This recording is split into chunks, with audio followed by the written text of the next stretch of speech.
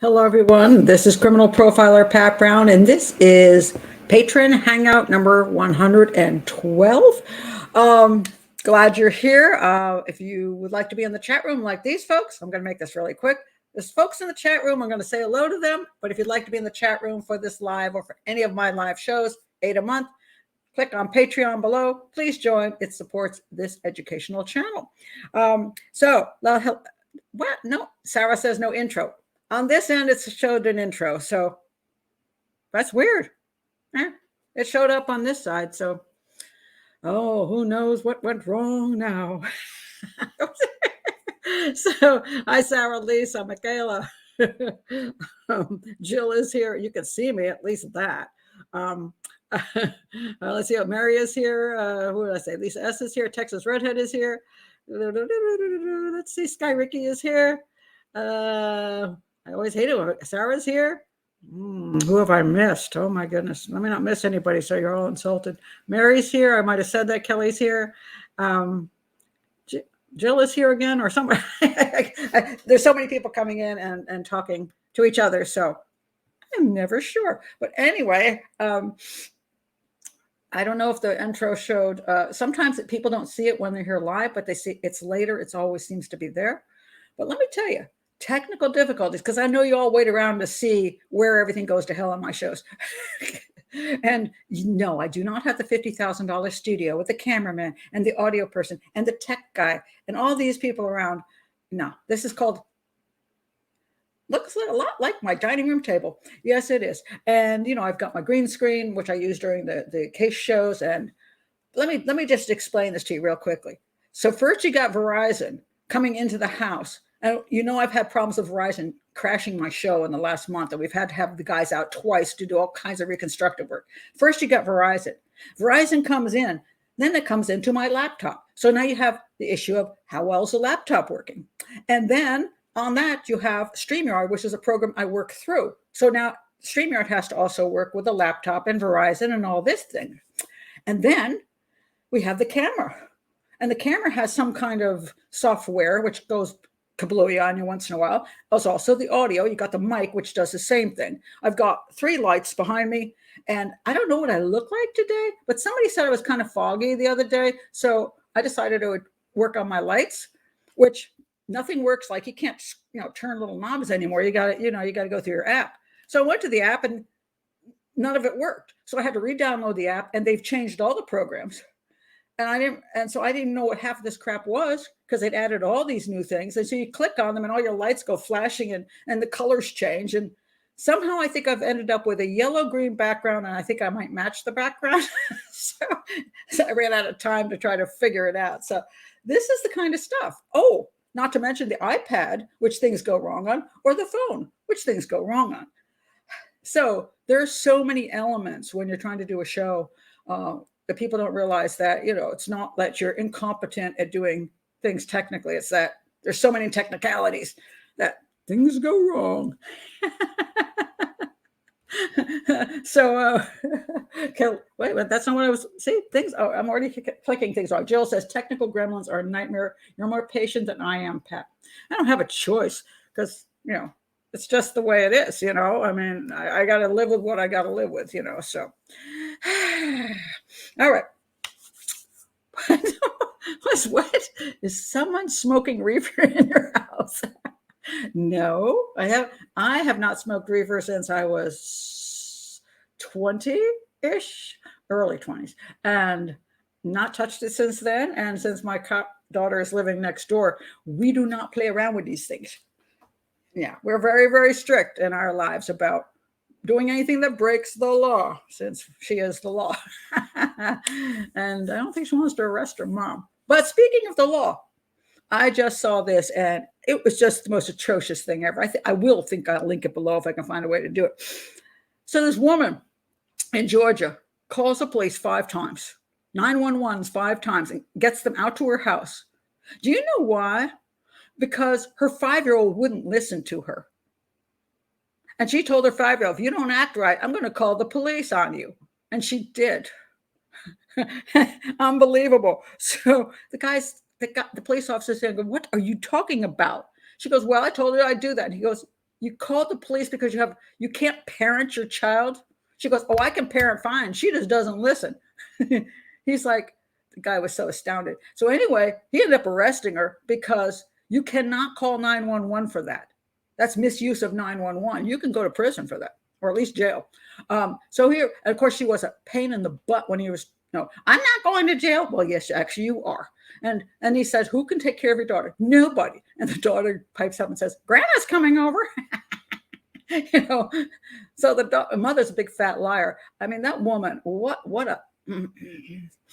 I would have called social services on that woman. I tell you, I don't know if they eventually did, but he hauled her off. And the attitude on her was so disgusting. Absolutely disgusting. And it's like, what in the heck, are you thinking? So anyway, everybody's talking about where weed is legal. I can't remember when it's becoming legal in Maryland, but I'm opposed to the legality of it. And I'm not going to go into that whole discussion. I personally hate the whole darn thing. I would not like it to be proliferating, and we're already seeing problems with the proliferation of it. But that's not going to be my soapbox tonight. So before I go on to the crime stories, I have my Dear Profiler Pat, which I'm doing, but sometimes I come across these little short ones, which I'm not going to do a whole Dear Profiler Pat on, but this one just caught my eye. And this goes to show you the mentality of people. And I want you to understand profiling is not only profiling crime, but profiling in your life, because your life that's where you live. You might encounter crime, but you also encounter a whole lot of behaviors in your regular life, which can do you in if you do not understand them. So here's this one. This one just like, okay. Dear Abby, I want to bring my girlfriend to my son's wedding.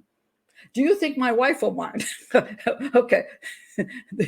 This is actually just a stupid headline. It's not actually what this is about, but in my opinion, the whole thing gets worse. All right. Dear Abby, my son is getting married in Mexico. All right. I'm going to stop right here. Stop doing these ridiculous destination weddings. They offend the heck out of me. Why? You used to go to that destination for your honeymoon because it only took 2 tickets and you decided how much money you wanted to spend on your honeymoon. To make everybody in your life have to get on a plane, pay all that money to fly someplace where you should have just been honeymooning so they can watch you for an hour getting married. And they have to spend a fortune and they have to take off from work and do all these things so they can be there with you for your quote destination. I'm like, stop doing that crap. Somebody says, oh, come to my destination wedding. Unless there's a reason for it. I did go to an Indian wedding in India, but that's because massive amounts of the relatives were in India. So if this guy's getting married in Mexico, he better have a massive amount of relatives in Mexico, but I'm not thinking that's what it was. So people are doing these. I love Hawaii, but just don't tell me I got to jump to Hawaii when you tell me to jump, because maybe that's not when I can get a decent ticket and all that. If you're going to pay for it, have all the destination weddings in the world, pay for all your guests to show up. Otherwise, have your wedding at home and then go on your thing. Anyway, that was a side. But anyway, my son is getting married in Mexico in 6 months. I would like to take a special friend. That's so sweet. A special friend with me as my +1. My wife has dementia. It is quite severe, and she has been in a care facility for 2 years. She no longer recognizes anyone, including me. Would it be wrong to take my lady friend to Mexico? We haven't been intimate yet, but I guess this Mexican trip is going to seal the deal. I got to go there anyway for the wedding. So rather than spend extra money on her, I already have the room. This might just make her, for a little extra, hardly any extra money, I can have sex with her. We haven't been intimate yet, but romance at the beach in Mexico is very possible. Oh, I want to throw up, dude. What do I do? All right. This was answered by Dear Abby. Oh, God, Dear Abby. I don't know who this I forgot which Dear Abby it is now, because I think it was, I don't know if it went from Abby, the mother Abby, to the daughter Abby. I forgot what the name even means anymore. All right. She's correct in this. Your son's wedding is not the time to surprise anyone with this lady's presence. This is true. Depending on how large your family is and how close you all are, some people may already be aware you're involved with someone else and why. Okay. If your wife has severe dementia and she doesn't know who you are anymore, this gets to be a really critical problem for people who are older. It's like sometimes people who do go and have Alzheimer's may be in a facility for 10, 15 years before they actually die. And that's a long time for a person who's already 70 years old to spend the rest of their time alone. They go to the facility. It's very depressing. You meet with your wife of many years or your husband of many years, and they don't recognize you. They don't know. And you get lonely and you like some company. I get that. I understand also the religious issues. People who believe that when you say I do, you stick to your vows to the end of time. But I sort of do also understand people who say that person that I married is no longer there. It's like a divorce I didn't want, or a death I didn't want. The death is here already. It's just they're still breathing, and therefore I want to have some companionship. I'm okay with that, depending on your belief system. So you may be hooked up with this woman for whatever reasons, but here's where I lost my mind. Says Abby, but ask your son and his fiance if bringing her would be disruptive. Son, your beloved mother, who would love to be at your wedding, she wants to be there to see her son married. But since she is indisposed, I'm going to bring a hot lady replacement for your mother's place. Really? You selfish, narcissistic piece of crap. No, you shouldn't. And dear Abby, he has no reason to ask his son. A decent father would never ask his son that question because he would want his son to think of his mother at that moment, not some woman he wants to screw. All right? Go to the wedding by yourself. Be there for your son. If you're going to bring anybody, bring his aunt or somebody he cares about and say, wish your mom could be here, but here's her sister or something like that. But do not bring the woman you want to have sex with to replace his mother on his wedding day. Abby, it's not okay. He should not be asking his son anything. It puts his son in a bad position, and it's mean and it's cruel. You know, you cheap bastard too. Just go to your son's wedding, be there for him. And on another time, you want to go to the beach with your new honey, take her to the beach, pay the extra money. Anyway, I saw that and it just bugged me. He's not getting the Father of the Year award. Oh my goodness. Woof. Yeah, there's a time and a place for everything. All right, there is.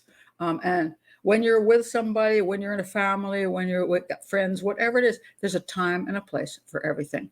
That was not it to bring your lady friend down there so you can hit on her. I mean, all right. It was just a little something I saw and really bugged me. All right, to the crime stuff. All right. First, I want to talk about this is a case I've been following, and I think it goes to show how things really work. There were two models.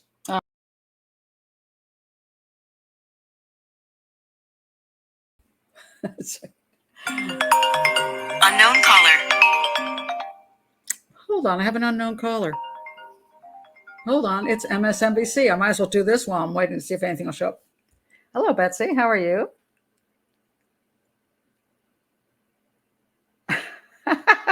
Well, I saw your name come up, so I knew it was you, Betsy.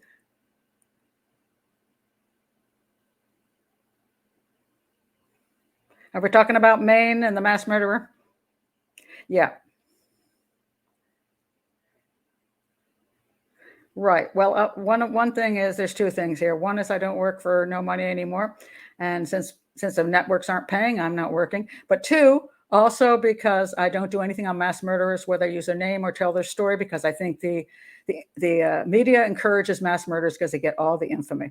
So I've stuck with that for years, Betsy, years. And that's why I haven't done anything since the last time I was on CNN and said that. All right, cool. But nice of you to remember me, though. Thank you. Bye-bye. Well, the phone works. Nothing else works, but the phone works. I can't, Beverly, I can't see, nothing seems to be actually everything. Well, that was funny to do this on the show. I must say that was amusing. Yeah, I got this. I used to work with Betsy for MSNBC and for CNN many years. She's a booker and she's producer. She's booked me on many, many shows. But I have stopped doing it since I cannot, since they're not, I can't, they don't pay anybody. I'm not earning any money. I refuse to do it for that reason. But I've also stopped years ago doing anything on mass murderers where I'm sitting there and getting involved with saying his name and showing the story so that every mass murderer from that point on says, hey, he got all this attention on the media, me too.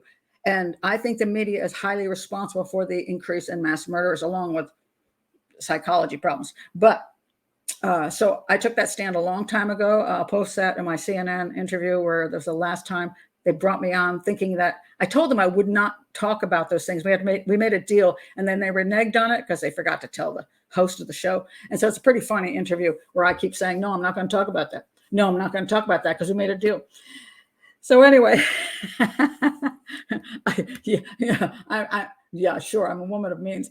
Hardly at all. But oh my God. But yes, the internet seems to be entirely down.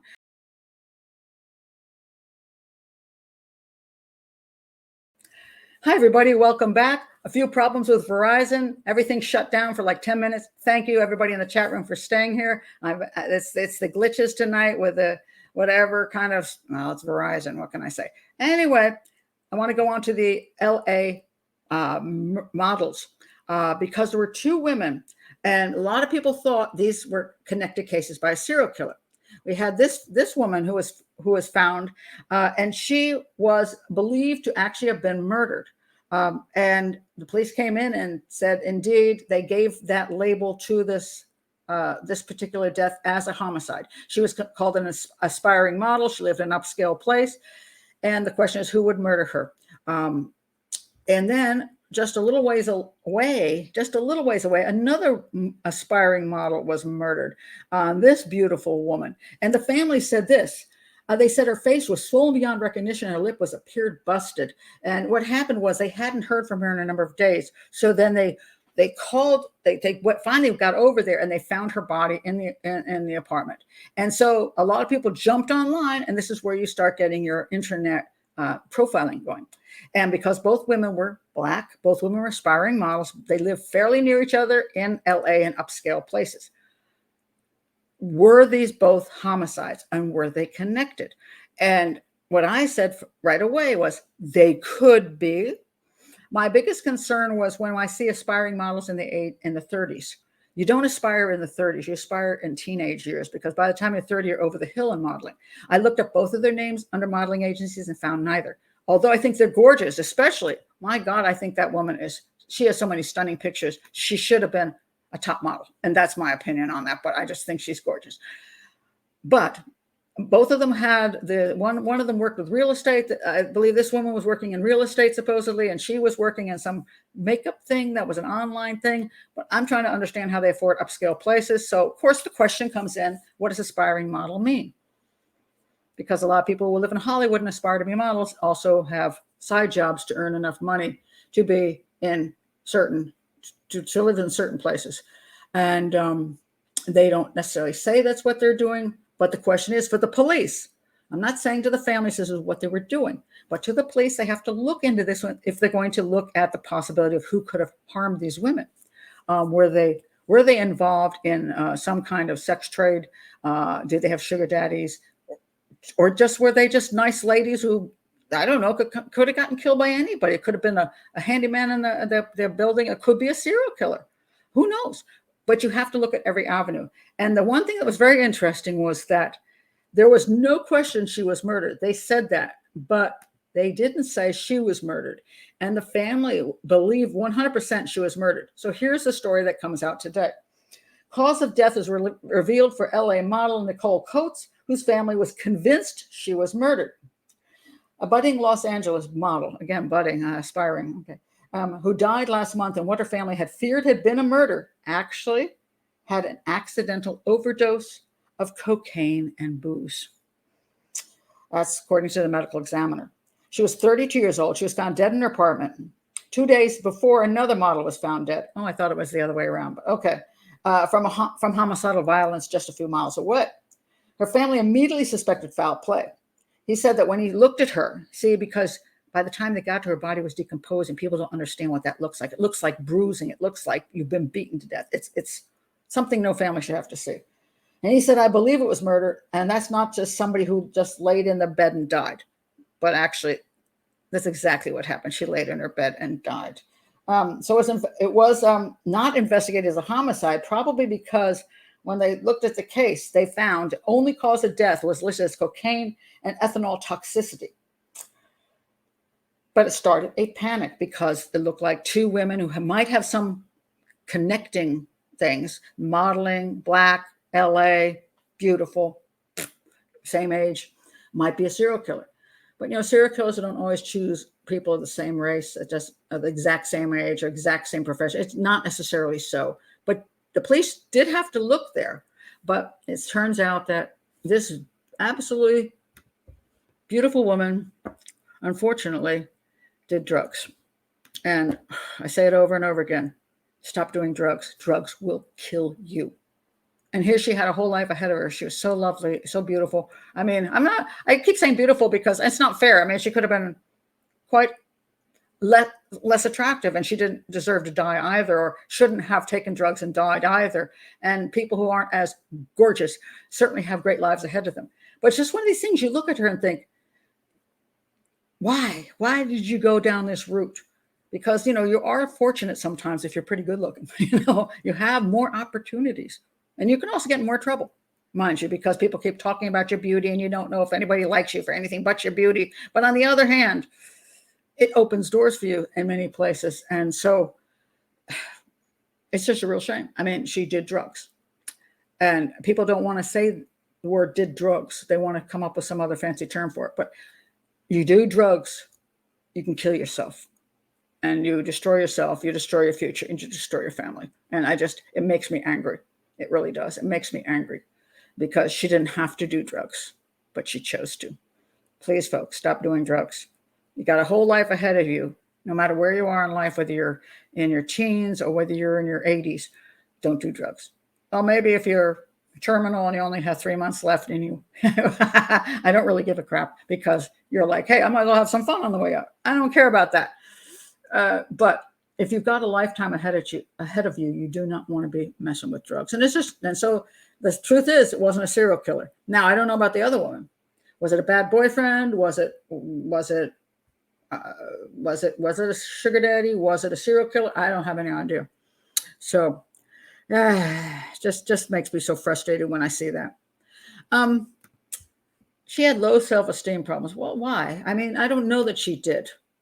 Or did she get caught up in a lifestyle of high living, that she was hanging with certain people and the people were doing drugs and she did them too? Hollywood is full of that crap. And it's just a real shame. Just a real shame.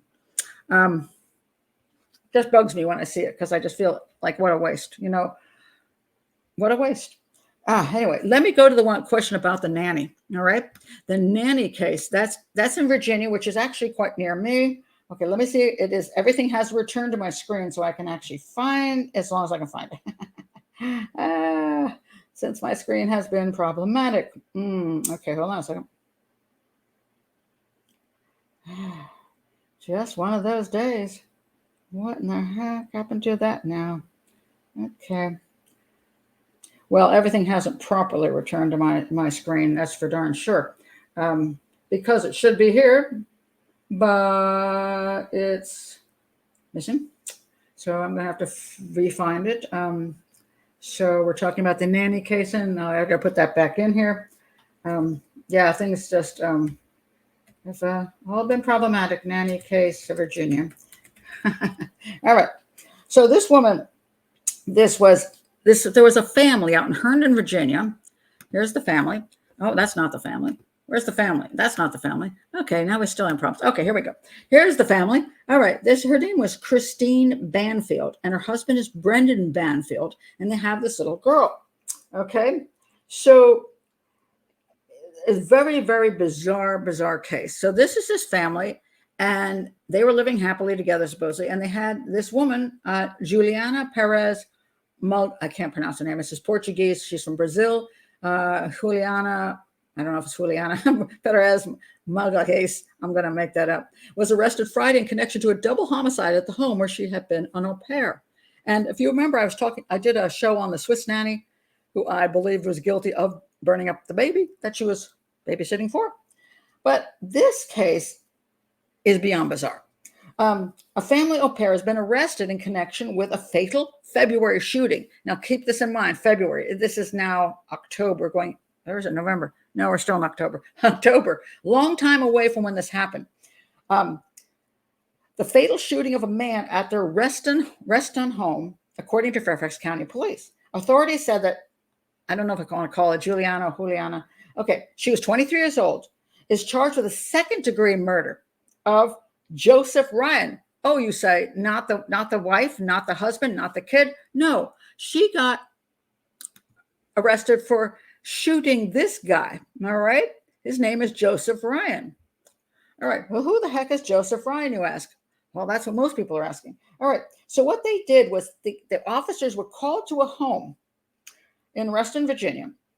Upon arrival, officers found Ryan suffering from gunshot wounds to the upper body, and a woman, Christine Banfield, 37. Okay, who is she, you say? It is this woman on the left, 37 at Herndon, in an upstairs bedroom suffering from stab wounds to the upper body. The 911 calls were made by the au pair and by the husband, who's the guy on the right? So this is what happened. Supposedly, Ryan, that guy, we don't know who the heck he is. He's supposedly maybe a friend. Supposedly stabbed the woman to death. That's the wife of the wife of the man and the mother of the little girl. He stabbed her, and then after he stabbed her, on the phone, her husband said to the 911 people, telling the police, he shot a man inside his home who just stabbed his wife. Okay, so then it went on further, and eventually it turns out that the husband did not face charges, but that the au pair supposedly actually was the one who shot the guy who stabbed the wife in self-defense. What? What? Okay, so supposedly the Ryan guy stabs the wife, and then in response, the two of the husband and the au pair are there, and the au pair picks up a gun where I don't know where she got the gun from and shoots the guy in self-defense. But she's charged with second-degree murder. And the husband actually said he was the one that shot the guy. Now, I saw this funny thing on Reddit, which just kind of made me laugh, which is kind of tacky, but made me laugh anyway, so I'm going to put it up here. Is this some sort of mystery game like Clue? This guy wrote, the unwitting male stranger did the wife in the conservatory with a knife, while the husband did the au pair in the bedroom with his lead pipe. Oh, obviously people think the husband was having an affair with the au pair. But who the heck is the Ryan guy? Was he having an affair with the wife? Did they hire the Ryan guy to kill the wife? Who is shooting whom? And why, if it's self-defense, is she getting charged? And why did he say he shot the guy if she shot the guy? And if he said he shot the guy, why did they arrest her? Got any ideas? So isn't that the craziest kind of like, it's kind of like the who is a psychopath riddle. Oh my God, what? Now, the reason I wanted to show this particular wait, I'm confused. Really? Okay, we have no information as to why she was arrested even if her fingerprints were on the gun, if he was stabbing the wife, why can't you shoot the guy? Why is she getting charged with a homicide? I mean, but here's what you don't do, and what you're going to probably find. You should just do go to YouTube and do a search on that name, and you will see 50 different channels jump on this and do show after show after show after show with gossip and guesswork, which is why I won't do this stuff. Interesting case. Will I ever comment on this case? You bet, if I could get any information. But at this point in time, I have researched. I find no real information. So what am I going to talk about? I'm going to do the clue game, and make the guesswork game and go, oh my God, do you think they were having an affair? No, I'm not going to do that because I find that sleazy. Okay, so that's why I'm not doing a show on it yet at all, because I don't have any information. But I thought the guy who's talked about the clue thing was like kind of right on the money. It's like, we could all do the guessing. Oh my goodness, we could all do the guessing. So maybe he was just being chivalrous. Perhaps. Oh, I don't want her to take the fall. I'll take the fall for her. Well, she shot the guy in self-defense. What do you need to take the fall for her? So this is a very weird case, and I just have no clue at this point because I don't have any access to any information other than what I just told you. So I haven't got a clue. But because I don't have a clue, I'm not playing the game of Clue. All right. But I was asked to talk about it, and I'm like, okay, this is all I can say because I honestly haven't got a clue. All right. So let's see. Who was I keep showing the picture of by accident? I showed. Oh, forgot about this one. The police identified this guy. He was found inside a chimney, a Norfolk apartment building. He's 29-year-old guy. Apparently, somebody he was running from the police. I'll see if I can find. Everything's gone missing on my thing, so whether I can find the story. But I thought it was a kind of an interesting story about this guy gets stuck in a chimney. Let's see if I can locate it. Will I be able to find it, or will I not? Because they disappeared with a reboot. Things just went missing. So this guy, I can't find it. He apparently he had done a bunch of bad things. He had restraining orders against him. He had done a whole bunch of crimes, and apparently also some like going after 12-year-old crimes. Not 12-year-old crimes, but 12-year-old children, 12-year-old girl. So he's a real sleazebag, and apparently is hiding from the police. So he decided to go into a chimney to hide. Didn't work out well for him. So somebody once thought they heard somebody crying out for help, but when the police got to the house, they didn't see anybody in the house, and they had heard nothing. So they left, and then later on, they found him stuck in a chimney. I maybe just say that solved the problem that we don't have to worry about anymore. All right.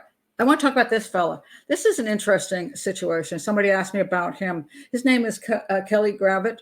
And he is a fellow. And it's just kind of a super sad case, but also kind of just freaky weird. Let me see if I can find this stuff again. Say everything's gone missing on here. What in the heck? Yeah, really has. Hold on one second.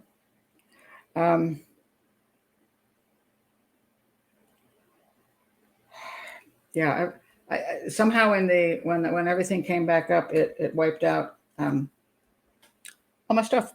So they're searching for this guy. He is a gentleman who he has served in where did he serve in? Here's a good information on him. Finally, I'll find this. Hawai'i police, and he's on the main. He was on the main island, the big island of Hawaii, and he was. Here's another picture of him. This is he's gone missing. He went missing. It's been quite a while now. He went missing. Well, that's in May. He's been missing a long time. He was last seen at this old kava bar, and. It's interesting what they're saying now. $10,000 reward for information leading to a safe return or the conviction of somebody responsible for his disappearance. So he just sort of vanished. All right. He had problems. All right. Let me see if I can, if it says anything here about the problems he had, because that was in my let's find Kelly Gravitt. Okay, here we go. I found another version of it. All right. Kelly Gravitt, brother, son, uncle, nephew, cousin, and friend, is missing from Pahoa, Hawaii. That's on the Big Island. He was last seen on May 12th. He was wearing a paisley and rainbow backpack with gray shorts. He was in good communication with his family. So when our dad, Jeff Garrett's birthday came and went, and they didn't get a call from Kelly, they began to be concerned. He is a veteran, a Purple Heart recipient. He was severely injured while serving his country, physically, emotionally, and spiritually. He had his ups and downs with mental and physical health since he returned from war. As part of his healing journey, he moved to Hawaii to find himself peace, and he found a community. He told me how much love and belonging he found in Pahoa and the communities there. Kelly is a beautiful soul with a huge heart, and his family and friends miss him dearly and are searching for him the best they can. And this is a very interesting story of two very different possibilities. He had mental health problems. I've seen videos of him. Sounds like the sweetest guy ever. You know, kind of, he went from being a war guy to a hippie, a total hippie guy, like love and peace, just wanted to be on the land. He lived on the land. He often went into like just empty areas on Big Island, into the forest or the jungle, whatever you want to call it, the trees. And he would set up camp for himself. He did a lot of peyote, mushrooms and stuff like that, which you probably shouldn't do when you have mental health problems, because those can make you happy, or they can make you crazy, you know, depending on what you see when you do them. And so he had a lot of issues, but he was very sweet, and everybody said that. But here's the weird thing. One of the places he found this love on the island was with this guy. This fellow is called Jesus. Okay, his name is Jesus Cinderland. He is Hawaii's doomsday cult leader, and he has this place called Cinderland, and he thinks he's a prophet. He thinks the world is coming to an end, and I'm not going to get into his politics, but he thinks the world is coming to an end, and so he has this place where people come and stay. And you know, Kelly went to stay with him. He had interactions with him, and there was some issue about something hadn't been paid, and so he owed some people some money. Maybe that guy, Jesus, who shouldn't need any money from anybody, but apparently he takes a lot of money from a lot of people. Very kind of like a Jim Jones. Let's put it that way. So we have two situations. He vanishes in May, never to be seen again. Now, clearly, in my opinion, he's not alive. The Big Island is big, but it's not that big that a guy can hide. A guy who doesn't have a lot of resources, he's not just going to hide for almost 9 months. And he's got family on the Big Island. Would you go see them? And he didn't do that. And he's left. He's not shown up in the community. He's not shown up at all his favorite places where he can get weed and, you know, the other things he gets. He's vanished. He's not alive.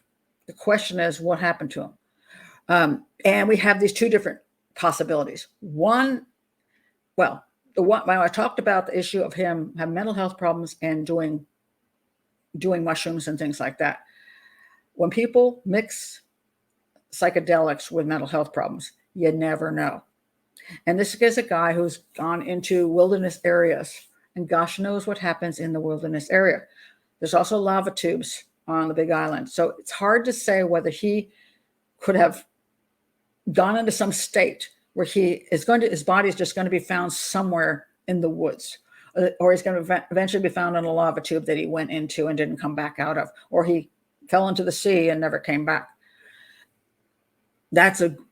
All of that's very possible. Then there's the other side, which you got this Jim Jones of the Big Island and issues. And some people think that Jones and maybe some of his fellows that work with him or help him, he may have been pissed off at Kelly and did something to Kelly and tossed him down a lava tube. And that's why he's never been found, because it's hard to find people in places like lava tubes. Kind of like there's in Mexico, there's a place called Pozos. And in Pozos, they got these things that are like, they're like holes in the ground you can drop a rock into, and you never hear the rock hit. And apparently they say that in the middle of the night, you'll hear a vehicle pull up into the desert and stop, and then it goes again. So they wonder how many people the cartel killed, just drive them into the desert and drop them down one of these holes. lava tubes can be like that. So interesting case, because which way do you go with it? And the police aren't sure. They put out a thing where they're like, some of these people have disappeared and we don't know what happened to them. We're not ruling out homicide. We're not saying it's homicide because we haven't found their bodies, and they also had issues. But it could have been homicide or could not have been homicide. But these are very difficult cases where when you have a person who has mental health problems, along with substance abuse of some sort, it's hard to say whether they got themselves into trouble on their own or whether they got themselves in trouble with somebody else, and therefore, you just don't know. And so, a lot of times people get very angry with the police and say the police haven't done their job. But there's only so much they can do under these circumstances. They can question people and find last place he was seen, talk to people. If they don't have any evidence, they don't have any evidence. You can't just go blame somebody. You can look at this Jesus Cinderland guy and say, wow, this guy is psycho something. And he's really concerning. But if you don't have evidence, you don't have evidence. So they can try their best, but the police are not able to. We don't have a country that lets you take people in and beat the crap out of them to get confessions. So where's his body? We don't have that. So it's just really quite sad. But you would have no idea. That is a great way to put it. More vulnerable to trouble, and the trouble is, what is the trouble? Is the trouble drugs? Is it trouble mental health issues? Is it trouble both? Or is it trouble you hooked up with people that you didn't realize were bad people? And this guy is a whack job. I mean, this Jesus Cinderland. I mean, he's a scary guy. Comes across as nice. He's got this place with lots of colors, and the children are running around, and everything looks happy. But he's like a Jim Jones. And the question is he a Jim Jones that's would never resort to violence, or is he a Jim Jones will do what he wants to do because he thinks he's all powerful? And he's God. At least he thinks he's a son of God. I love shiitake mushrooms. Those are safe. Yeah. Let me show you this here lava tube over here. Come closer. Yeah, exactly. What is it from Chocolate Factory? Where it says, no, stop, please. Please stop. That's great. Well, I'm not going to get into that. I'm not going to get into other churches and people who run churches. Let's not go there. Yeah, this is again I try to stay away from politics and religion. The only religion I'm willing to talk about is when you got people who are 100% cult leaders like Jim Jones.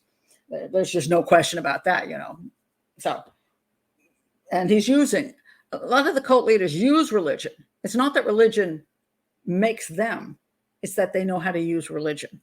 And so that doesn't mean the religion is bad or the people who participate are bad or the ideas of the religion are bad. It's just that anytime you have a group of people, and that can be all kinds of groups of people, and that's what happens in many parts of the world. You can get groups of people get involved in terrorism, get groups of people involved in all sorts of interesting things like cartels and mafia and stuff. There's always groups of people, and there are criminally minded people who will go that direction. Psychopathic type of people will go that direction. But you also get naive people and people seeking community and seeking peace and wanting to know what is there more than this life, which they're now thinking is questionable as far as, maybe they're not happy in it, or they think, they want that paradise or whatever they want, heaven, paradise, whatever. And it's not necessarily a bad thing to embrace that or to get comfort in that or to believe in that. It's just that there are people who will take advantage of groups of people because they're very charismatic. And I'm going to get this character out there, this Jesus out there is probably charismatic in his own weird way, So that's some things that happen. My goodness. Let's see.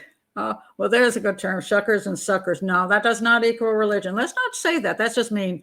Okay. One thing I want to say about this channel, what I try to stay away from is the politics where we call people names. All through life, people change their political views depending on their circumstances. All through life, people change their religious views and spiritual views depending on circumstances. So I don't like it when people say mean things about either certain religions or certain politics. Let's just not go there. It's a criminal. It's a crime channel anyway. It doesn't belong here. So let's just keep it up. Okay, who is this? Oh, that's him again. We don't want him again. All right. This is just a weird story. This guy's name is Derek Rosa, 13-year-old, a polite, straight-A student from Florida, has been arrested on a murder charge for allegedly stabbing his mother to death right in the same room with the new baby. Oh, and I don't have that picture. Oh, I wanted that picture.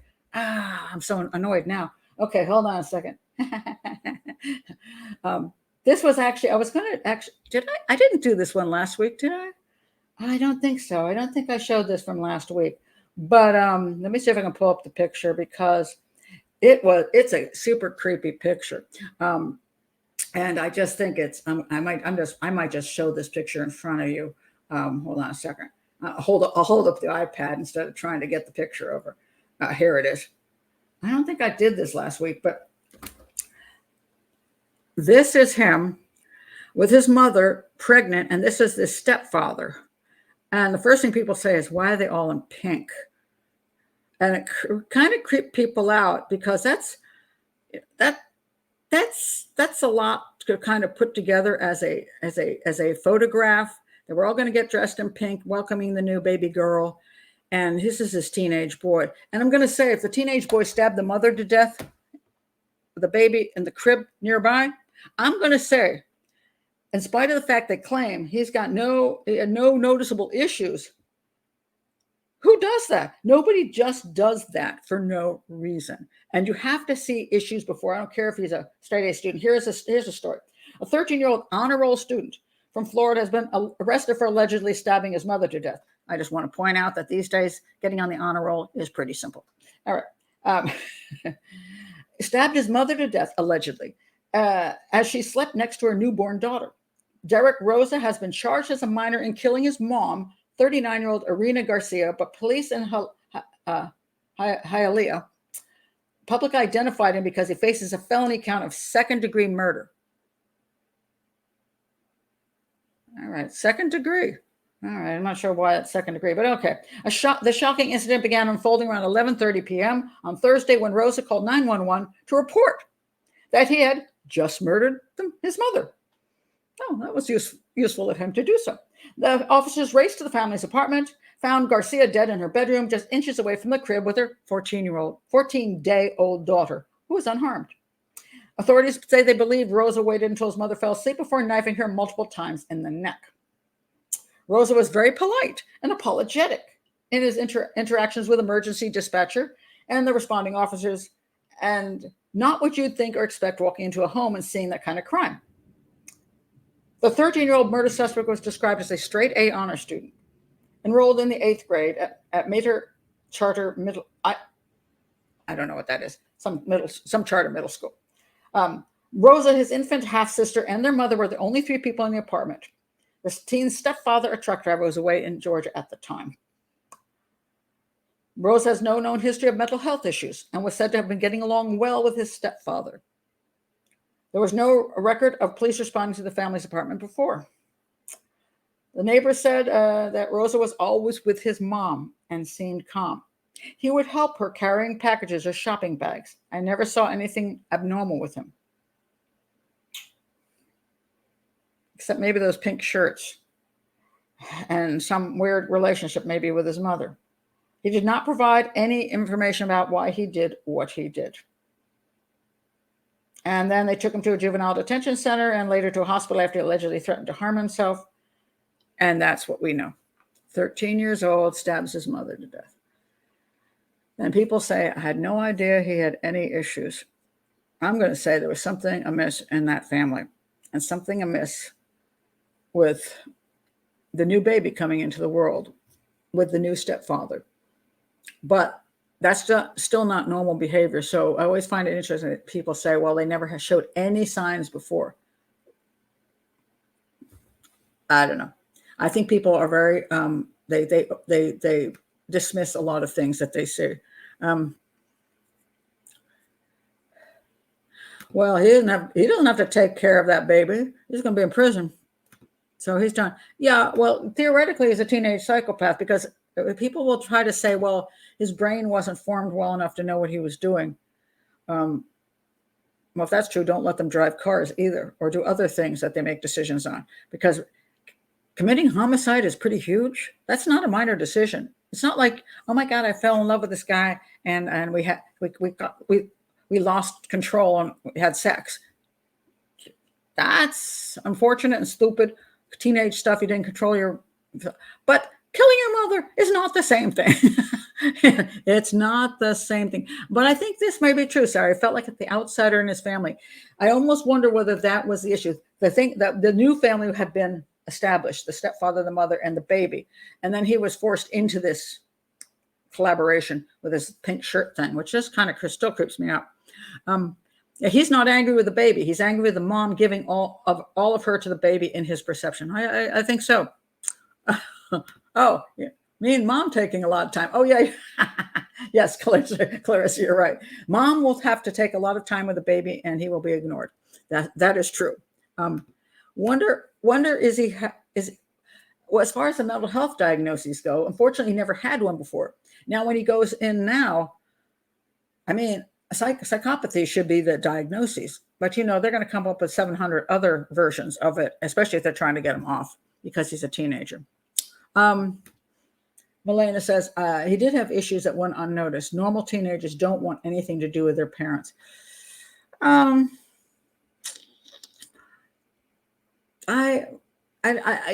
don't entirely agree with that, and I don't entirely disagree with that. I think there is normal teenageriness. Is that a word? Teenageriness. But there is abnormal teenager behavior as well.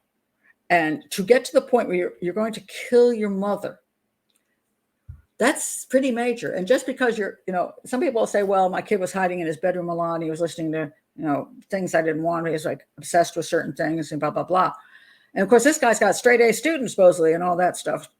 But I have never seen a time when there aren't signs. I so disagree with that. It's the same thing we say, well, I married this guy and I thought he was a great guy. And you say, you didn't see any signs before? And they say, no, I never saw anything.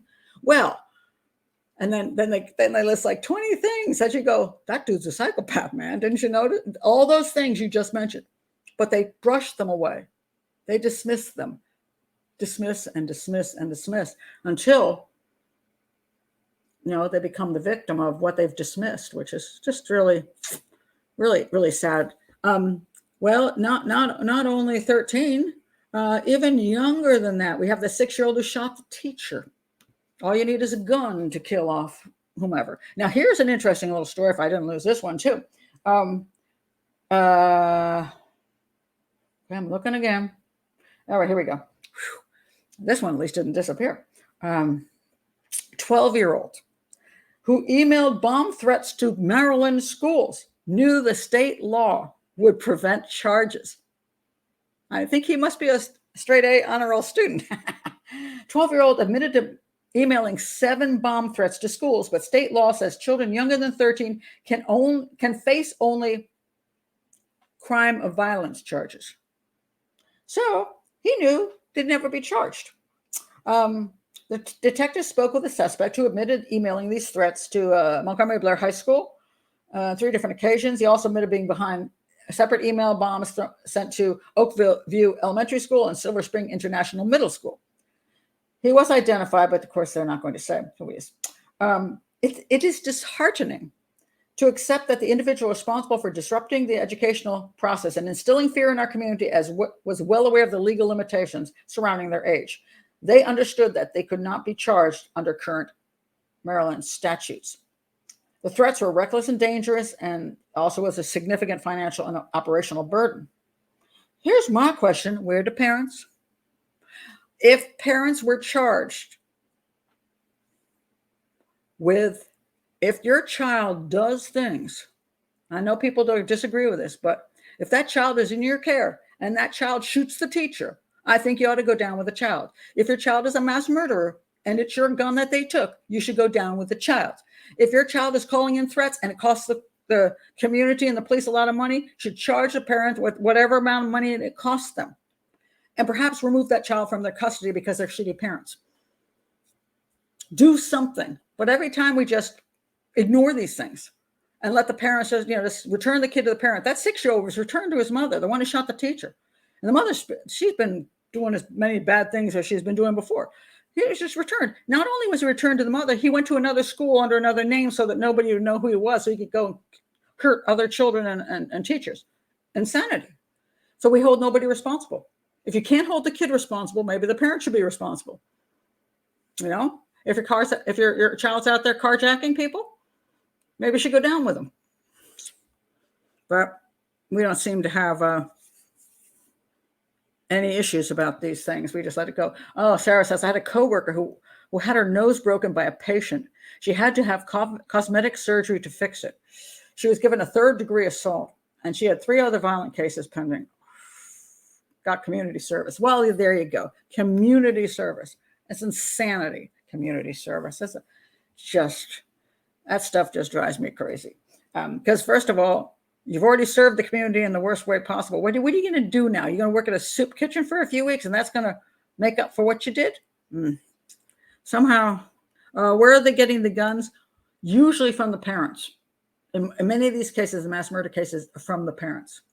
And this is why that drives me nuts. I believe I'm very strong in belief that you have the right to I'm a gun rights person. But I also believe that in order to get a gun, you should have to go through a process. You should be proven not crazy, have mental issues and domestic abuse issues and all that stuff, and then you have the right to protect yourself. Then I believe you should have to go through a gun safety course. You should know what you're doing with the gun, and then you should be 100% responsible for where the gun is. I own a weapon. My weapon is either in one of 2 places. It's in a safe or it's on my person. Only 2 places it's allowed to be. My 9-year-old granddaughter isn't going to walk into my house and, oh, look, Grandma left a gun in her nightstand. Let me play with it. No. The gun is either on my person or it's in a safe. If one has the right to carry, then it has to be carried. Again, you have to follow the rules of that, and no child should be able to access it. Like, you don't leave the gun in the car while you go in the store and you leave your kids in the back seat. You don't leave guns unlocked up when you got your psychopathic kid in the house. Like, kids are showing a lot of weird problems, but you just let them know how to get into the gun safe. If your gun unless your gun is stolen in an actual burglary, my belief is you're 100% responsible for what happens with that gun, and you should go down with whoever uses it. But I just went to a political thing, which I just say this, and everybody hates me from both sides. And it's just because I just want responsibility.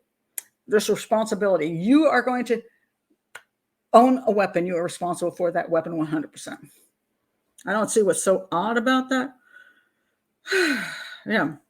They believe their children are not immune to making mistakes. So a lot of times they think they don't make mistakes, and therefore they'll use their stuff.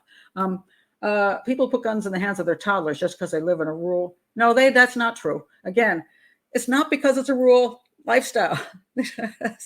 That's not. Again, we see that in the cities too. It's irresponsible parents who allow their children to have access to a weapon without proper training and without adult supervision. I mean, this is the way. I mean, it's true that once upon a time in the history of the U.S., children did use rifles to shoot deer and rabbits and stuff like that, and they weren't going out shooting up schools. This was part of survival and getting food. But they were also trained, and they were also, for whatever reasons, it was acceptable in those situations. But that is not what I'm talking about with mass murderers.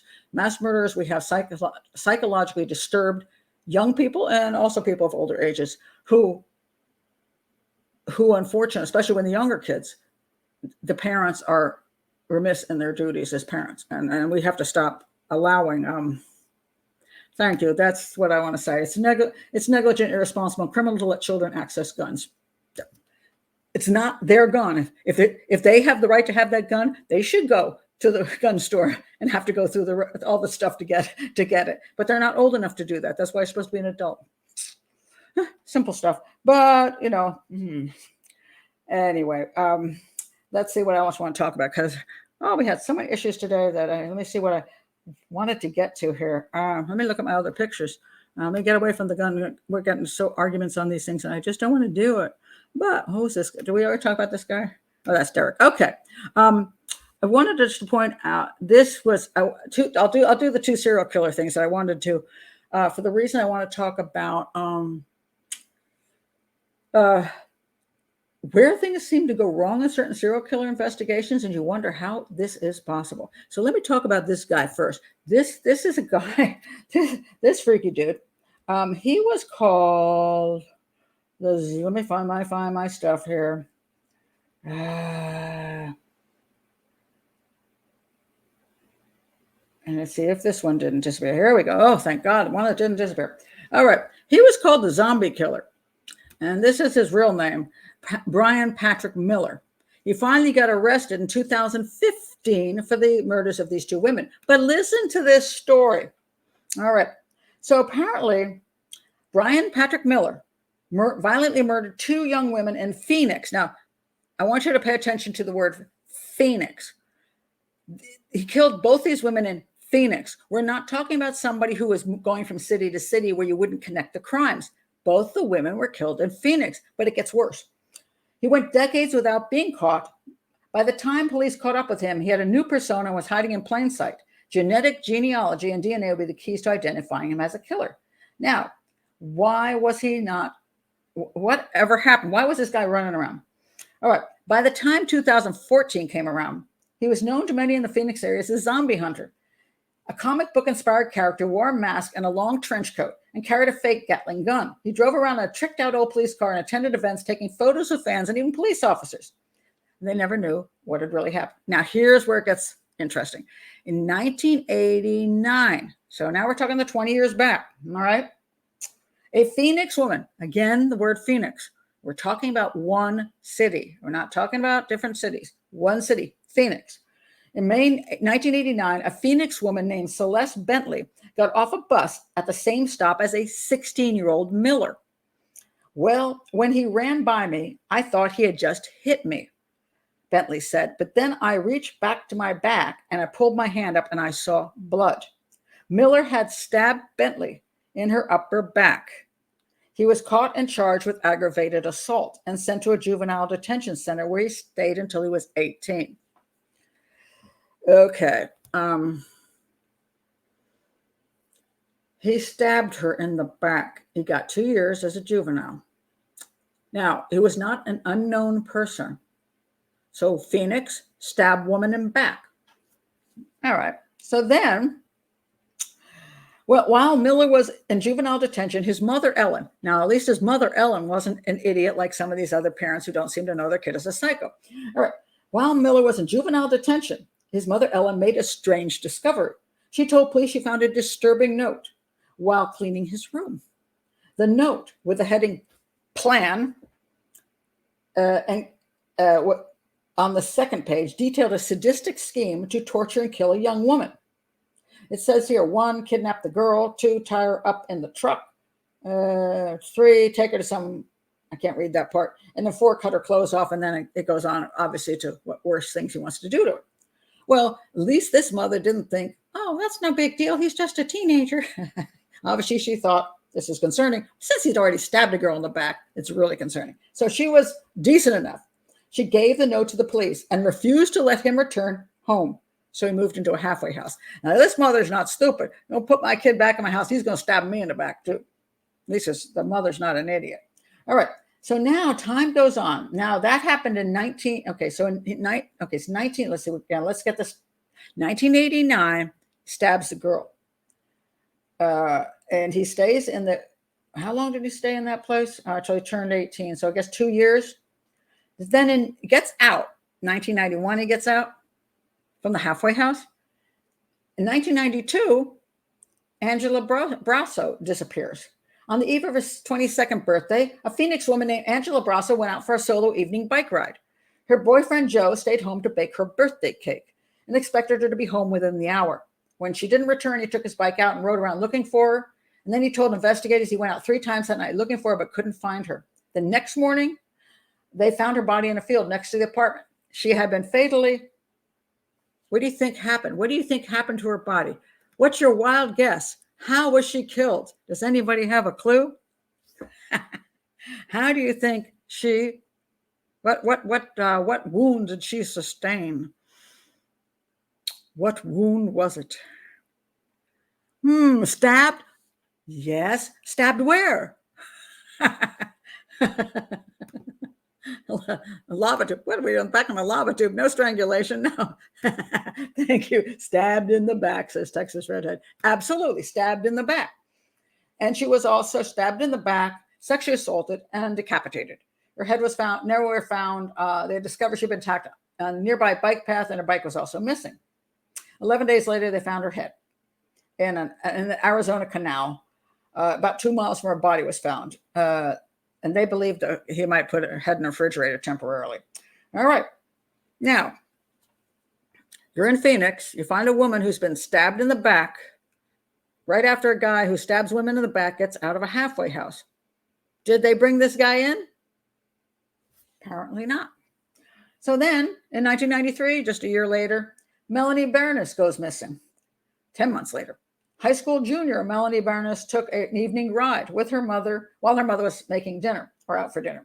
Marlene told police that when she came home that night, that's the mother, Melanie and her bike were gone. The next morning, a woman was riding along with her bicycle and she saw something strange. She turned around. She saw it was a puddle of red and she noticed it was blood. She saw a drag mark. She called the police. They found her body floating in the canal in a blue bodysuit. She had been fatally stabbed in the back and sexually assaulted.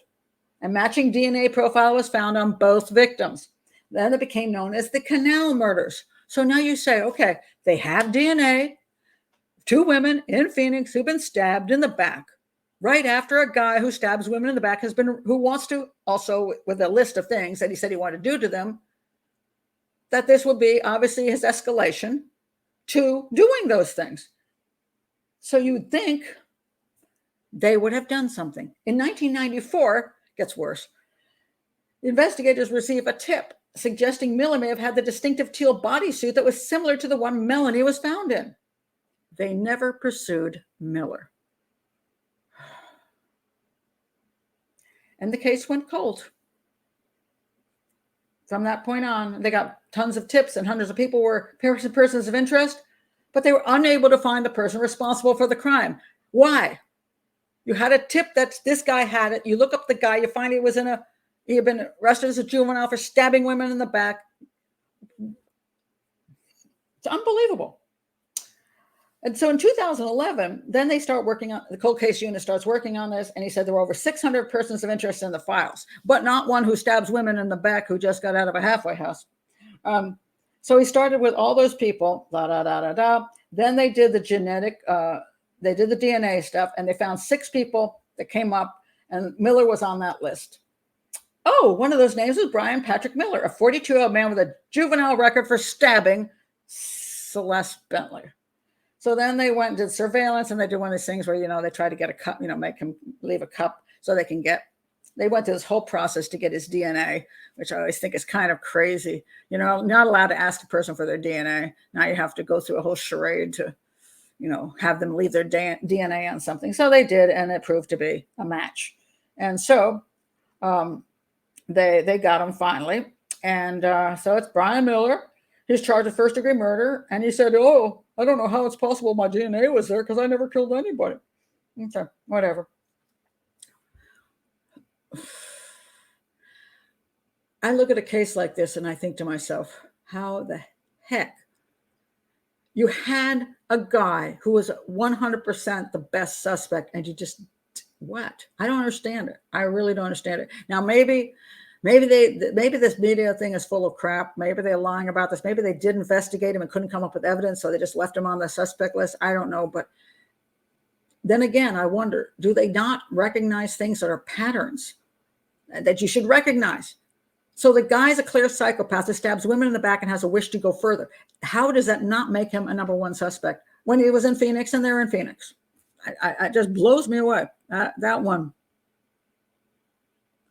It makes no sense at all. I'm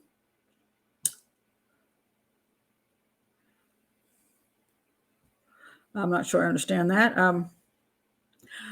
Well, yes, you do have to have an overall awareness, and you should have awareness of suspects who've been also suspects. And this is one thing I've always believed in, having a suspect bank. That when you talk, like you have a specific case and you have all these named suspects, just put their names in there. And if it turns out they are suspects in other cases too, turns out, like let's say they were the security guard at this woman's company where she got murdered in the parking lot next to the building, and he was interviewed and he wasn't charged, but he was interesting. So he was a person of interest, not a suspect, but a person of interest. And then it turns out that 2 years later, that he shows up as a person of interest in another crime. Now you got something to look at because there's a linkage there that is important. But this guy, you don't just stab women in the back for no reason. Okay. That's usually a bad sign. And, with his case, was not only just that he stabbed her in the back, but that he actually had the whole scenario in his head that he wanted to carry out. And that's psychopathy. So to ignore him as a suspect in these other two crimes, just, I don't get it. I do not understand it. Okay, this is true, but not true. I'm sure cops have tons of weirdos in their pursuit of the weirdo. This is true, and I appreciate you saying that. That is true. Sometimes there's so many freaking weirdos, but this weirdo was an exact weirdo. And I'm not saying that there's other weirdos that definitely could be the guys, but this guy had so much that he should have been top weirdo. And I don't know. I'd have to see why they didn't investigate him further, but they clearly should have. That really bothers me that they did not, or the media is full of crap and they're just not, they're just not getting us the total information here. Not necessarily. The trouble with all of these things is you have to put the information into the commuter program. And so the answer to that is no, which is unfortunate. There was a program, I believe, that was starting to be instituted. But again, the police departments themselves, they don't have time a lot of times to do all this crap unless it's very well set up. But even like VICAP, which is the violent, I can't remember VICAP, that's the FBI program where you're supposed to, on every crime, put in the details of the actual crime. A person was stabbed 10 times. This is how they were found, blah, blah, blah, blah, blah. And see if it matches other crimes, which sometimes is fairly useless because serial killers don't always follow the same patterns. Most time they don't. And a lot of times serial killers overlap so much, the patterns all look the same. I mean, woman strangled in bushes and raped. Well, that could be 200 different other guys, unless it's really weird. But then what happens is when you get somebody working on the case, you have to go to this thing. You got to fill it all out. And a lot of detectives don't fill the stuff out. The form is too long, it's too tiring, and the FBI has said, well, it's not been very successful in the sense that most of the time they won't fill out the forms, so that's problematic. Let me talk about this one other serial killer before I go here, because I thought this one was also extremely interesting. I want to point this one out. This is a guy that he went missing in 1993, and he was the victim of this guy, Herbert the Pervert. I think that's an interesting statement. He died. He lived in Indiana, but he ran off to Ontario, and so he died in Canada by suicide. But he was also known as all these names: Herbert the Pervert and the I-70 Strangler. And he looks like a wimpyish kind of dude. He doesn't look particularly, whatever. But this guy was very prolific, and I had actually never heard about him. So I was surprised about this guy. Okay, let me see if is this the guy? Oh, so this fella here. Okay, what? Nope, that's the wrong one. I got the wrong story here. Let's see. Where's this guy's body found?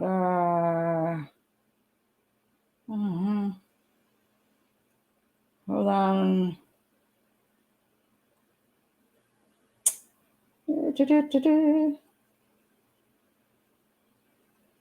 Okay, I'm going to go to this one because I can't look at that.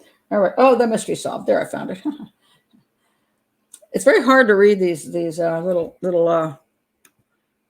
these little thumbnails that come up. 30-year-old mystery solved. Missing man's remains among those found on suspected serial killer's estate. This guy's name was Alan Livingston. They looked for 30 years. He was 27 when he vanished in 1993. The mother always had a hunch that he had been murdered by a suspected Indiana serial killer, Herbert Baumeister. And they finally found his remains on Baumeister's estate at Fox Hollow Farm. Now, apparently what happened was investigators believe that Baumeister frequented gay bars to lure men to his home and kill them. This is what's unbelievable. He has been linked to the disappearance of at least 16 men since 1980. He killed himself at age 49 in July 1996 when they were closing in on him. And so I guess he figured he was going down then. Now, this guy, he did two different kinds of homicides, which I think was quite interesting. And the first kind was, first of all, he's an American businessman and suspected serial killer. He was never charged because he died before they charged him. A resident of Indianapolis suburb of Westfield. He was under investigation for murdering over a dozen men in the early 1990s, most who were last seen at gay bars. They found the remains of 11 men on his property. So that's a pretty good amount. Then he committed suicide after the warrant was issued. But he was later linked to a series of murders of at least 11 men along Interstate 70, which occurred in the 1980s. So here's why he changed up his little methodology. Well, first of all, let's look at his childhood and say, is this a normal guy, or are we just going to ignore his bizarre behaviors? Oldest of 4 children, born to anesthesiologist Dr. Herbert and Elizabeth Baumeister. His childhood was reportedly normal, but he began exhibiting. You don't experience antisocial behavior. Oh, no. Oh, they did do it. I'm sorry. I read it wrong. Exhibiting. I thought they said experiencing. I'm like, exhibiting antisocial behavior by the onset of adolescence. Friends later recalled Baumeister's urophilia and how he used to ponder what it would be like to taste human urine. It's not that hard, dude. Go in the bathroom, you find out. Okay.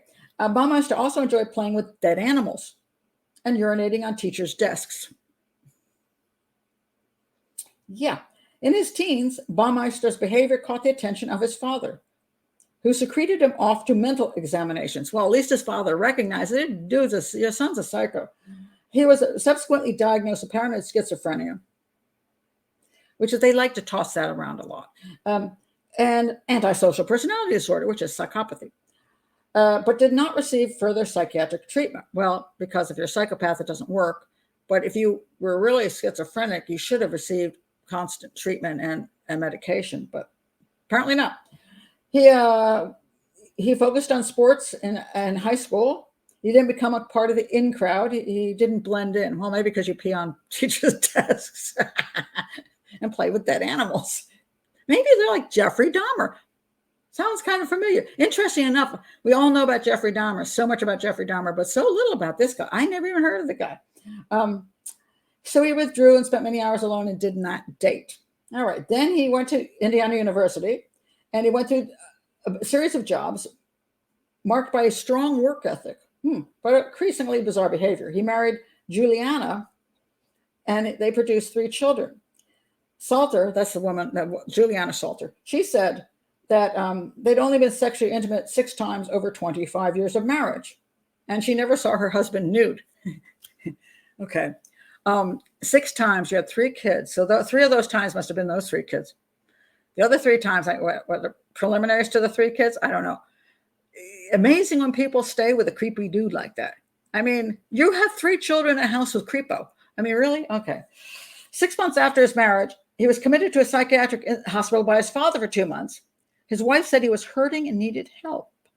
He eventually founded the successful 2-store Save-A-Lot thrift store chain. I actually started being a businessman. And but his son was playing in the backyard, and he found a complete, partially buried human skeleton.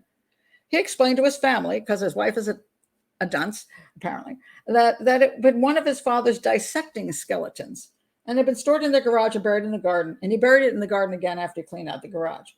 So then there were boys and adult men, and let's say about 1980, through 1980, 1991, they found 11 bodies of adult men and boys on I-70. Their bodies were just dumped on the side of the road. The killer met his victims in popular gay bars. So the ones on the side of the road and the ones that end up on the property, all from gay bars. You would kind of think again, Jeffrey Dahmer, that when you have a guy that is constantly at some point you realize that he was the last person seen exiting the place with all these guys. You kind of wonder why they didn't note him as a suspect.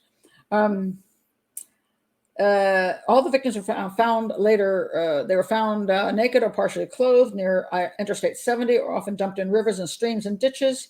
Each had been strangled to death. Although officially unsolved, Baumeister was named the prime suspect in the April 99 by law enforcement. But then after they named him a suspect. No, wait a minute. I guess he bought the farm, so maybe he thought they were looking into him, so he bought the farm. It doesn't say exactly here, as far as I can see in this very short amount of stuff I'm looking at. But then there's tons of guys here. But anyway, and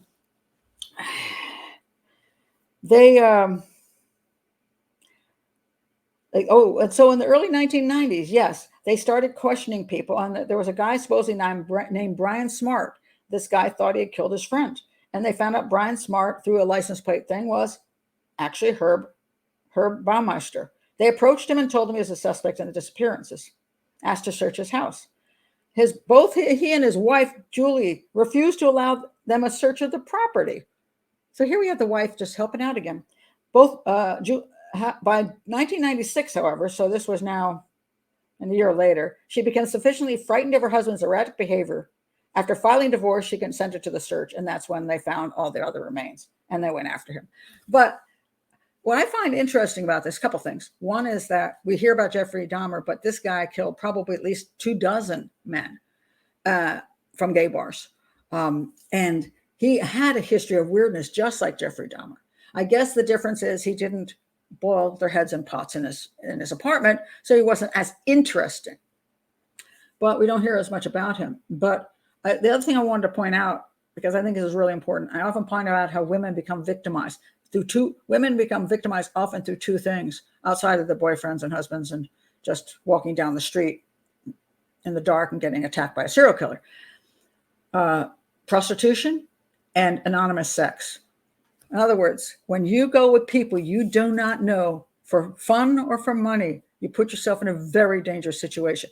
And so I talk about this with women a lot. But it's true for men too. Look how many, 24 men died because they went to a bar seeking sex and perhaps seeking money and perhaps seeking companionship. And they go off with a strange guy and they're murdered. You become a prime target when you have all these anonymous people floating around in one place. And sometimes it isn't that you're seen leaving with the guy. It can be, he'll say, hey, I'll meet you outside. And the guy goes outside to meet him and nobody sees them leave together. So there's all kinds of ways to lure people. I can give you a ride home and you use a fake name and blah, blah, blah. And it's very dangerous. So for men too, it is not safe to go off with strangers for whatever reasons. It's just not safe. It's also not safe to hitchhike with strangers. That's been another methodology. So, if you look at anything for safety, don't go to places with people you do not trust 100%. And that can include, a guy who says, I'm a photographer, come to my place and I'll photograph you. Don't go. You meet a guy online and he says, I'll pick you up and we'll go whatever. You don't even know who this guy is. Don't go. Don't go on these dates for money. Now, some women who are in prostitution are smart enough to at least bring a guy with them. There's a guy who drives them and sits outside of the vehicle. Some women work in massage parlors and places where there's a manager there, so at least they're protected in that way. But, just going to a bar and picking up somebody, going off to their place, or bringing them back to yours. You just don't know. So it's just as unsafe for men as it is for women. We just assume that it's unsafer for women, but there's 24 dead men because they went to a bar and met this creep. and thought they were going to go off and have a nice time or whatever they were going off with them for, and never came back. So another Jeffrey Dahmer. I thought it was a kind of fascinating character.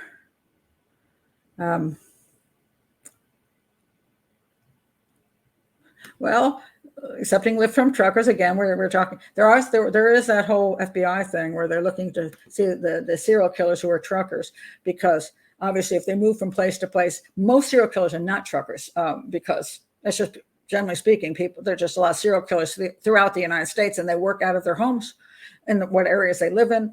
So long distance truckers, there's less of them than there are people, just generally speaking. But yes, you can be a long distance trucker and a serial killer. And one advantage they have is they pick up lounge lizards, and the women in the stops where they get their food, truck stops. There's women hanging there who are in prostitution, and they pick them up, and they just never get to the next truck stop. And since the guy's traveling, he can dump her in any field, and by the time they find the body, she's probably mostly decomposed, and the guy's on the other side of the country. So they started this whole thing where they were trying to identify truckers who were involved in possible murders. But they also had the problem because, it was a really difficult process. I don't know they've had great success with it, but they try anyway. So,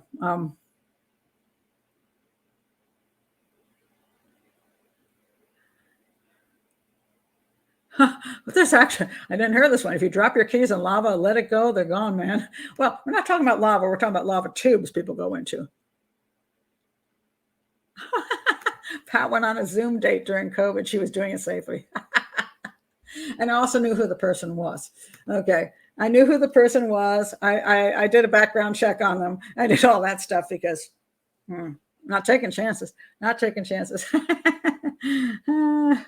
But lot lizards. That's what they're called. Lot lizards. I'm sorry, I meant lot lizards, not lounge lizards.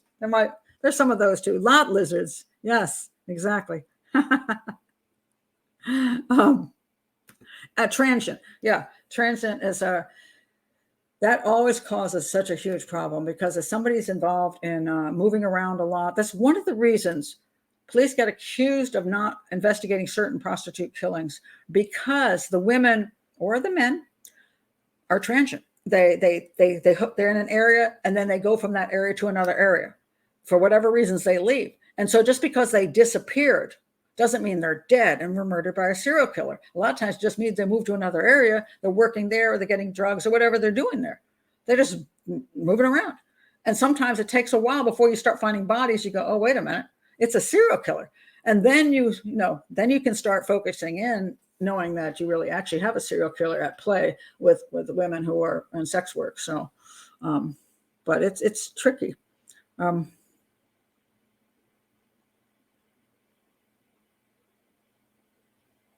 Oh, yes. Yeah, they're supposedly getting this guy. I say, I don't want to use his name. I don't really want to talk about it, because all my point is on mass murderers is that, first of all, I will say this. The guy had a history.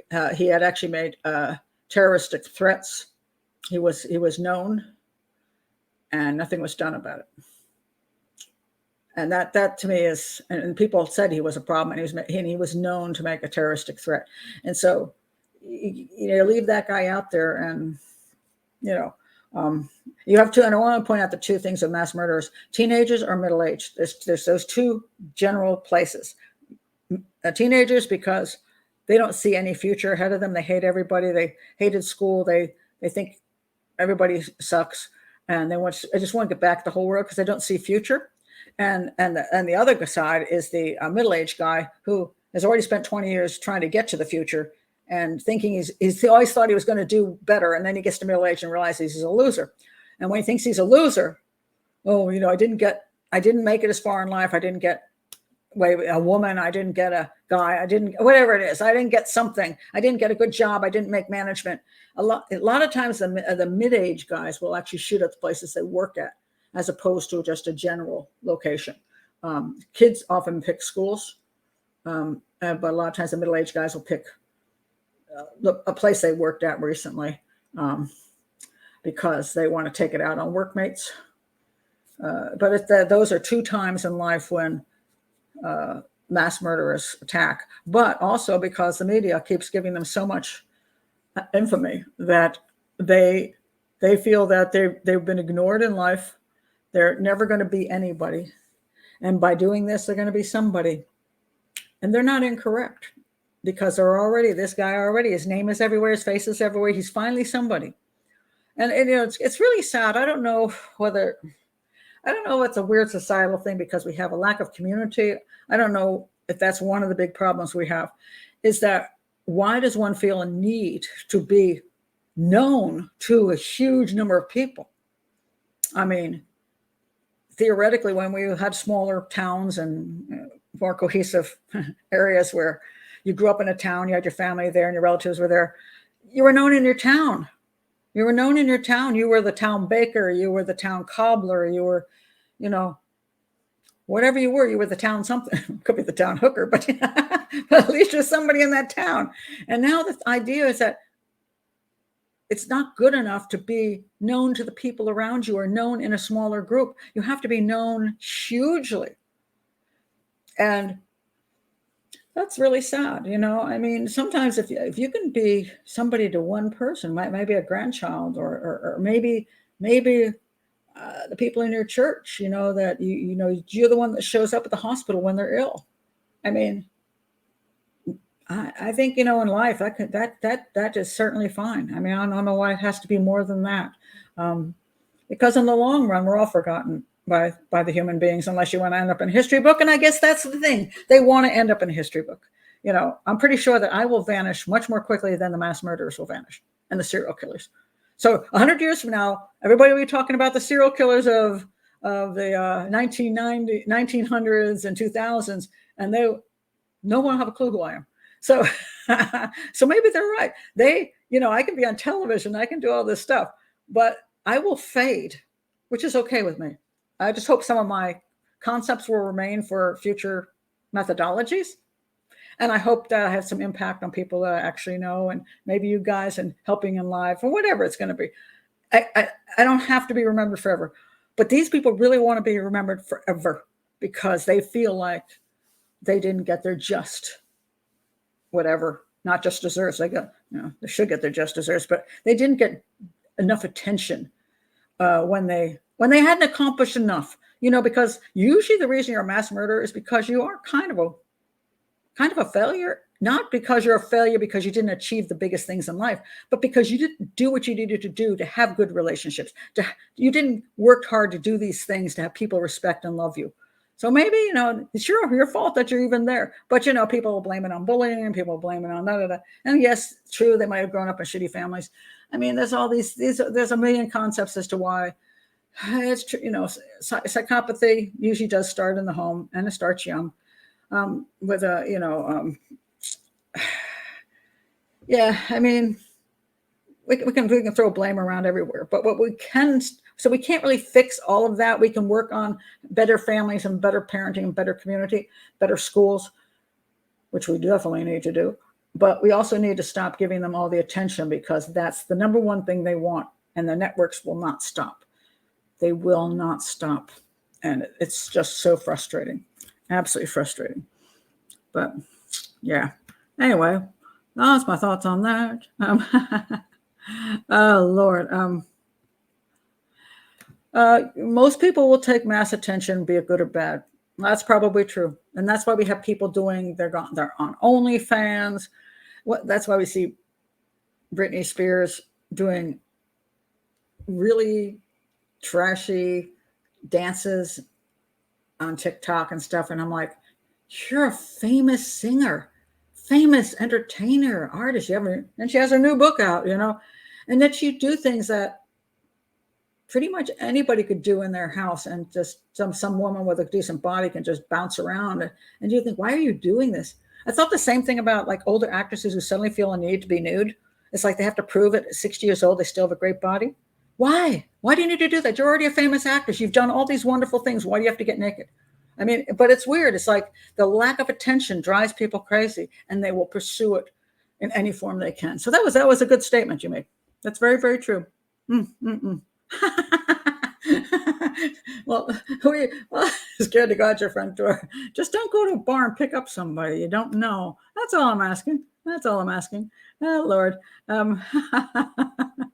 Okay, I'm going to stop there. And I'm going to have my son edit this video. So if you're coming in late, you're not. I mean, if you're not here for the live and you hear what I'm saying, you know that I've had weird issues in this show, which have all been edited out, mostly with little screens that say problems, and then I continue on. But it was very weird. I've never seen my iPad and my phone go down at the same time, and there was just no internet service to either one of them. So, and it was funny because I was explaining how so many technical things can go wrong during a show, and so something happened in 2 years. I've never seen that happen. Usually the internet crashes on completely, so the whole show goes down. But in this weird instance, it was just the internet wasn't functioning properly, yet I was still here online. So go figure. I don't know. Thank you very much. I appreciate you being very kind. And, yeah, I just I can't tell you how frustrating it is. It really is. But I still like doing live because it's more interactive. I do the videos when I have something specific I want to say, but I would miss doing lives because I could do all just videos and never do a live, and I could have they could be cleaner and nicer and all that stuff. But I like talking to you guys, and it's what makes it more interesting to me. And I want to do a job I enjoy, so that's why I continue on in spite of the wrath of Verizon. I swear to God, they had fixed everything so beautifully. I have no idea why this happened. It's just freaky. Oh my gosh. So anyway, that's it for tonight. Again, if you're new to the channel, please do at least subscribe. Keeps us going. Keeps me going because I have no us's, but it keeps me going. And join Patreon. That also keeps me going. Click on that below. And I think, I'm going to tell you what I'm going to do for Saturday or Sunday. I haven't figured out which day yet for the case show. I'm going to do a show that's called Catch Me If You Can versus the Barefoot Bandit. Which one did it better? Do you know what I'm talking about? Catch Me If You Can versus the Barefoot Bandit. Which one did it better? So, but anyway, I'm going to send that information over to you later about the show that's coming up when I figure out. Oh, but if you're here, Barefoot Bandit, yeah. If you're here, watch Catch Me If You Can on Netflix. It's free on Netflix, and there's a fly. What's the name of Colton Fly Cult Fly is on Prime Video and on YouTube for pay, and it's a Canadian film based on him. So those are two things. Good movie, but not accurate, Clarissa, not accurate at all, though it's a good movie. So I'm going to go watch that right now because I have watched it, but I don't remember it all really well. But I'm also reading all the information, all the book. There's also a book, which I'm going to be reading. I've got like 2 days to read tons of books. I think 2 books and 2 documentaries or whatever, and 2 days. But anyway, I'm going to do that. Yeah, the other one I never heard of either. Catch Me If You Can is a very popular movie. It was fun and fun movie, although he really gets they make him a lot better than he is. But the other one, the Barefoot Bandit one, there's a lot of documentaries on YouTube. But the show, yeah, there's one you can watch that and not see the Canadian one, but the Canadian one is on Prime Video. I think it is Fly Cult Fly, but he was an interesting character too.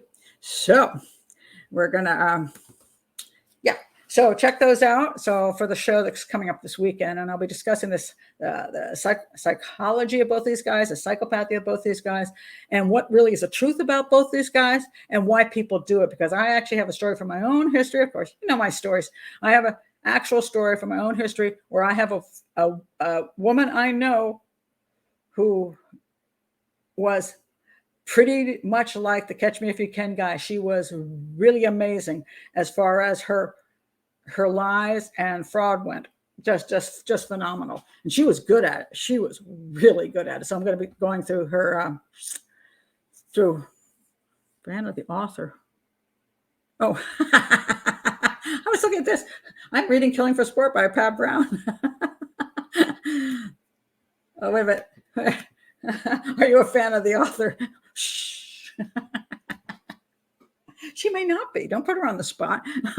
Anyway, the information about, let's say, both those movies or any of the documentaries, go check them out.